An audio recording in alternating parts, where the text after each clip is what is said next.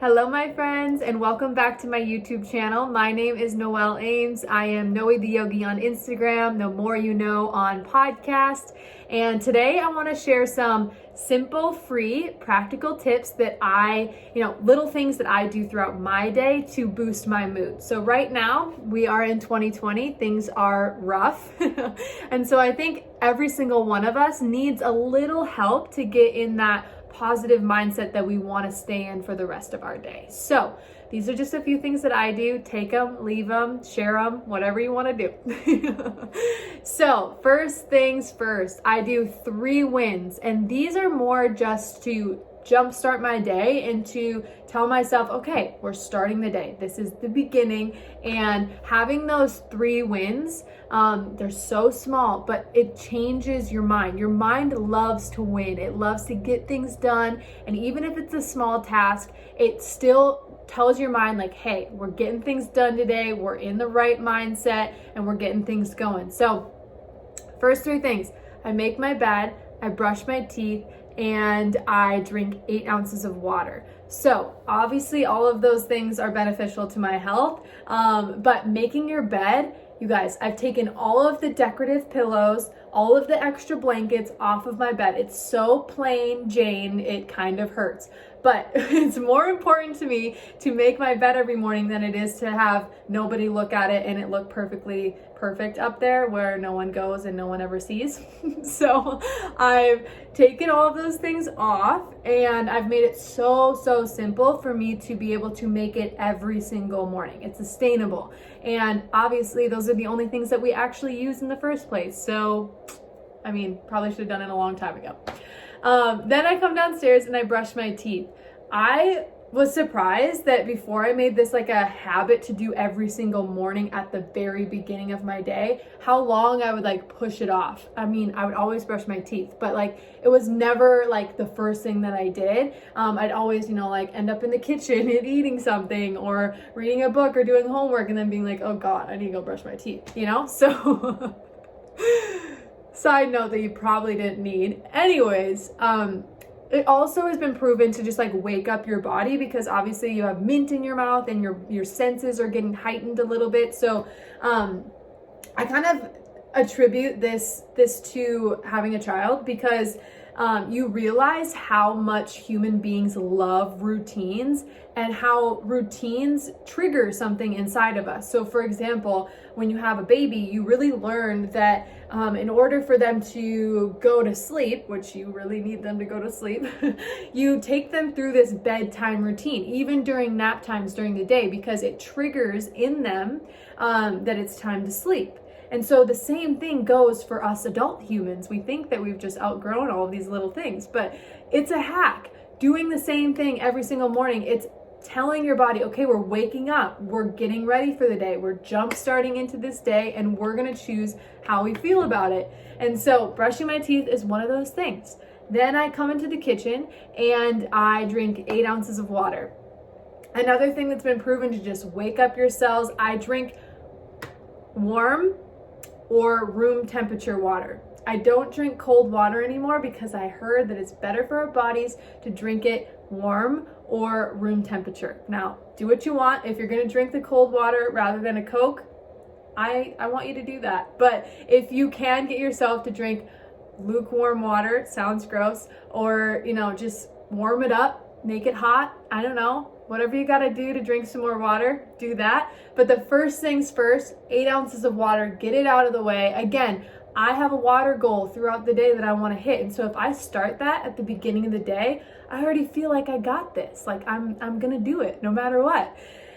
And so those are the first things that I do no matter what. And with a baby, those are very attainable to do like no matter what, right? Because now the rest of these things kind of trickle throughout my day. They don't always happen in the morning, even if I wish that I could get them all done in the morning. It's just not happening all the time, right? So another thing that really boosts my mood, gonna sound kind of like overrated for my past self. I would have been like, yeah, like I'm not gonna do that. But it changes the game. We all know when we get in the car and we blast our favorite music and we're all alone and we just get lost in the sauce, like how good you feel why don't we do that like more often? Why do we wait till we're in the car feeling good to do that? Like, there's something about listening to music that you love and just allowing yourself to get lost in it that does something for our bodies and souls and our minds. So I bought an Alexa, and she and I hang out every single morning. So after I've done those 3 things, I turn on some music. I just say, hey, Alexa, turn on Spotify, and we jam out. And now I have a dancing partner, so Rogan gets to just get... Jam out by Mr. Chocolate from Spotify. Spotify, stop. Spotify. Hey, Alexa, stop. She was like, can I hang out with you? And I just called her Spotify, so... we're killing it. Anyways, that's amazing. Okay, anyways, we obviously hang out in the morning. Rogan dances with me, and we just dance. And I can't tell you how bad I am at dancing and how good it still feels. Like, the music, the dancing, the carefree, just lighthearted moment that we have in the morning, and it can be, again, throughout any part of your day, it shifts my mood. Like, completely shifts my mood. Another thing I do is, we all know that I meditate. That changes the game. I use a app called One Giant Mind. There's also another app called Calm. There's another one called Headspace. Whatever one you like, do that. Mine are free, and I just like the what do I do? One Giant Mind app. Super free, super simple, same thing every time. Again, I just spend like 10-20 minutes. I want to get to like 30-40 minutes a day, and who I am going into the meditation is entirely different than the woman that comes out. So that's been really helpful to shift my mood. Another thing I do is I read books. So I always have a book downstairs where I sit in the mornings, and then I have a book upstairs by my bed. So no matter where I am, I have one that I can grab easily and just dive into. A thing about a book, okay, I'm not talking about like a novel or like something like with a storyline. I'm more talking about like self-help books and like personal development books, because oh man, just diving into a chapter of a good book that is, you know, allowing you to learn something new, it gives you thoughts to think about that aren't just garbage, right? We wake up in the morning and we simply think a collection of things that we thought yesterday, last week, throughout our dream, like anything that happened in the morning, like we're just all over the place. So it's kind of like a recalibration to dive into a book and have new thoughts, a new idea, something new to learn or think about. That is so good for our minds, because if we don't give our minds direction, they go crazy, and they usually go down negative Nelly lane, you know, like they don't like to necessarily go on the positive high note. When you leave your brain unattended, like it will, or your mind, it will just go places you don't want to go. So I like to read a book first and foremost, and I read a chapter. Even if I get into like one takeaway, I always go for takeaways. So as soon as I read and I find something that I can like hone in on throughout the day, or like I'm like, oh my gosh, I didn't know that, that's when I'll stop and I'll just, again, think about it, dwell on it. If I have 2 hands, which I don't often have nowadays, I will write about it. That's another thing that will shift my mood. I've been going through these really fast. I hope you're taking notes. Another thing that shifts my mood is whenever I'm in a bad mood, I will take out a piece of paper and just write it all out. And I think we've all heard that. And I think that when you try it, you'll realize that feels really good. But another thing that I've added to this is that I found that my journal was very sad and like always negative. And I was like, maybe I should start using this for the positive things too and have a little 50-50 action going on. So I started writing down things that I love and that I'm grateful for and that make me happy and like wins throughout the day. So I don't just sit with my journal when I'm like sad like I used to, which was really helpful. And if you start there, awesome. I also invite my journal into my life when I'm feeling good, because then when I am in a dark moment, I can go back to those happy moments and be like, okay, this is what I was doing when I was happy. This is, you know, it gives you clues on what actually makes you feel good. And then you can go back to those, you know, sad moments and like learn about how much you've grown and whatever that taught you and have more perspective on it. Like, it's all good. Journaling is so, so good. Yeah, what else? movement. We all know I love to move. I simply love to move because it makes me feel good. I do not care what this body looks like. I don't care about, doing a hardcore workout plan anymore. Like, honestly, my goal is to move every single day. And if that's yoga, or if that's stretching, or if that's doing a lifting workout, or going to a class, or it doesn't matter what form it takes. Maybe it's just going on a walk. Maybe it's just my dance in the morning, which is not coordinated at all. I just want to move because our bodies are made to move. Like, our bodies love it. We get endorphins from moving. And so I've taken the pressure off of doing a certain type of movement, or following a certain plan, or trying to get to some goal, which was always physical, which is super sad. Instead, I just move to feel good. So I try to do that once a day. I try to do it in the morning because, like I said, it makes me feel so good that I want to bring that energy into the rest of my day. Like, I can do it at the end of the day and feel so good, but then I only have like a few hours to just be in that mindset. So I try to do it first thing in the morning.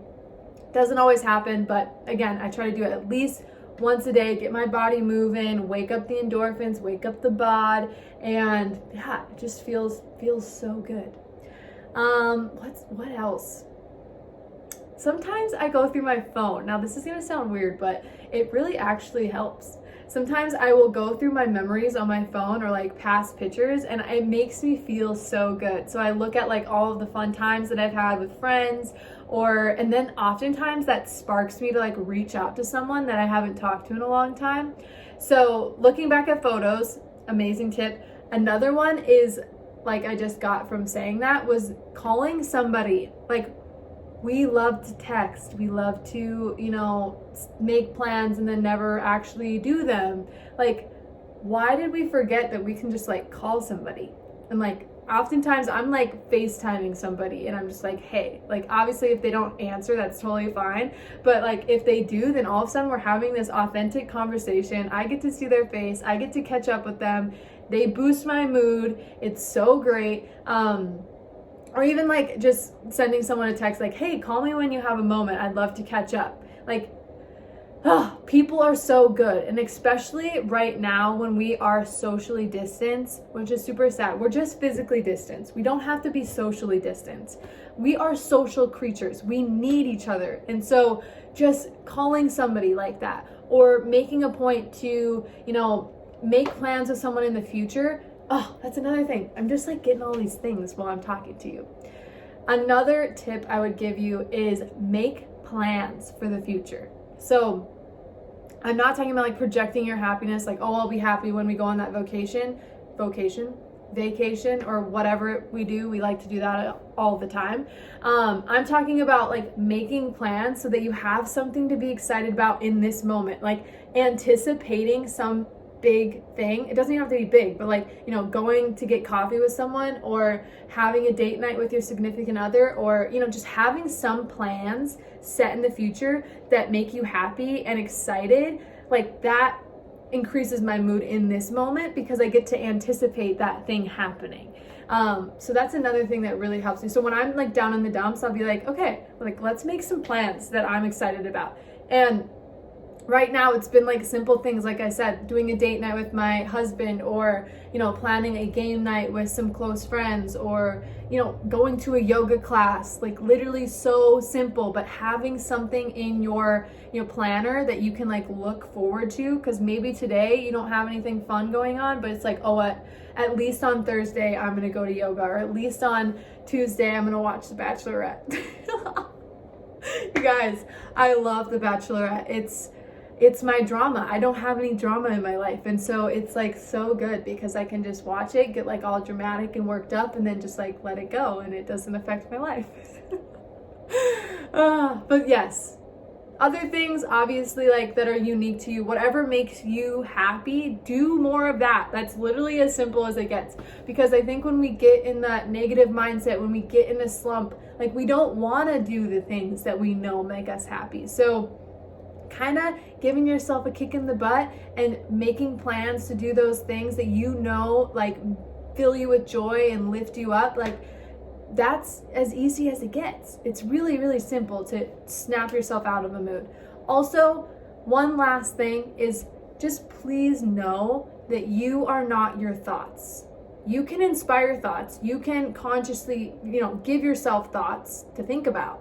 But the thoughts that are just running through your mind all day, that are, tearing you down and making you feel doubt and all of these negative thoughts that may be going through your mind, they're not who you are. If you can see them, if you can observe them, right? We're talking about them right now. If you were them, if you were a thought, you would not be able to see it. You would not be able to talk about it, observe it, or, name it. It would just be who you are, right? So getting that space between who you are and your thoughts, man, that'll change your life. Because again, then you start to take action in spite of those thoughts. Then you have the space to be like, you know what? I'm having those thoughts. They're there, but I'm going to choose to read something so I inspire different thoughts. Or I'm going to choose to work out because I need some good energy. Or I'm going to, then you can start doing these things. But when you are wrapped up in your thoughts and you think that you are them, there's no space to do anything but just fully be there. And sometimes you just have to sit in it, and that's fine too. But once you do create that space, maybe try a few of these things out and let me know how you liked them. I love you guys. I hope you have a great day. Thank you so much for being here. Please like, share, subscribe to this channel. Follow me on Instagram. Listen to my podcast. Message me. I'm just so excited to be a part of this community that we're building, and I love you guys. Hope you have a great day.